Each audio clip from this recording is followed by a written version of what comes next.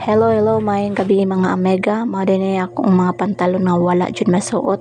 And then kaning mga t-shirt pod nga wala po nasuot. Mao dinhi akong gipamilo gipang plaster na nako daan para ma-safety na para diretso na paglakaw puhon-puhon og kaloy-an madayon didto sa among yutang na tawhan.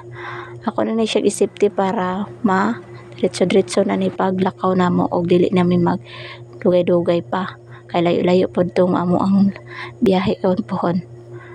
And then mo na akong sudlan kaning eco bag na blue, unahon ako ning mga pantalon og sulod para finally ni mapuslan sa akong mga manghod og moangay pod sila ani sila nay bahala og gustohon ba nila depende sa ila. Taod-taod na dyan ako ning plano nga mabakasyon ko kay gimingawan ako sa akong ginikanan og mga igsuon kay dugay-dugay na pod ko wala ka uli didto mga 5 years na jud ko sukad-sukad pag-adto nako sa una 2019 pagyudto og karon mo balik na pud ko didto kay para makita sila.